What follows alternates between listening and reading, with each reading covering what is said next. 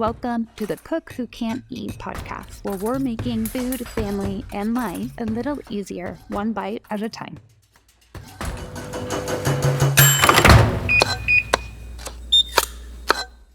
Hello, friend. My name is Holly, and I am so excited to introduce you to The Cook Who Can't Eat. It's a podcast all about making life easier, one bite at a time, with food, family, and simple solutions to make life easier. From everyday recipes to practical parenting tips, organizing your way through brain fog, or how to get the most out of your leftovers, we're going to talk about it all. Everything in life is so much easier when you take it one bite at a time.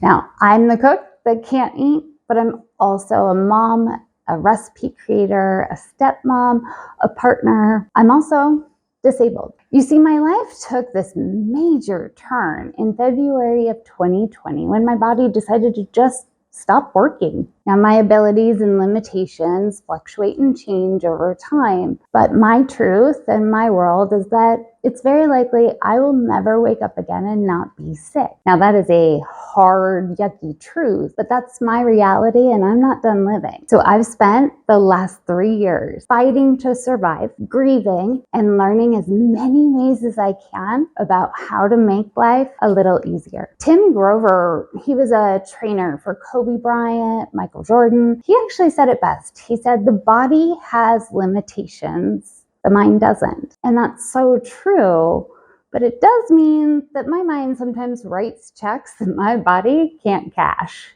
But it has also meant that I've been able to learn lots of tips that I'm so excited to share with you. Things like how to prevent your pots from boiling over with just a wooden spoon, what to always have on hand so you can make any meal at the drop of a hat, what you might need when your kid turns 18, even how to make that perfect baked potato. Now, I've also discovered what it truly means to medically advocate for yourself and your family, and what medical PTSD is, what it does, and how it affects the care you receive. I created this podcast because I wanted to share all these tips that I've learned, the delicious recipes that my family loves, but most importantly, I want to help and support others who are maybe going through their own challenging time. Because aren't we all? We are all fighting these unseen battles, and they can be hard and scary, and even leave us feeling very isolated or vulnerable. But we keep fighting them.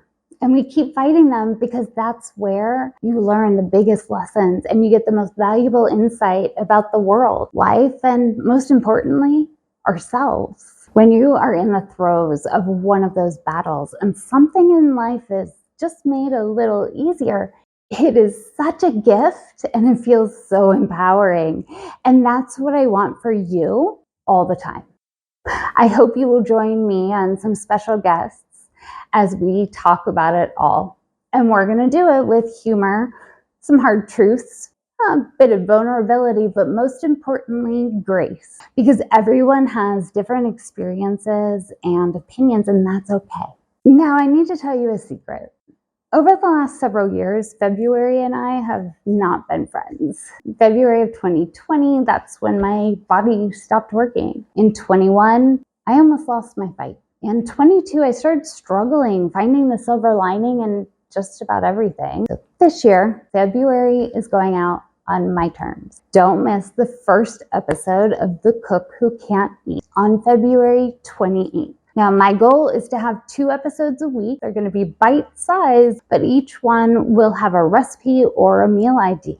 And my body can be very unpredictable, so remember to always give yourself and me just a little bit of grace. But if you want to make sure you never miss an episode or a recipe, subscribe to The Cook Who Can't Eat on your favorite podcast platform. If you want more in the meantime, join me on social media or on our website at thecookWhoCan'tEat.com. I am so excited for you to join me starting February 28th.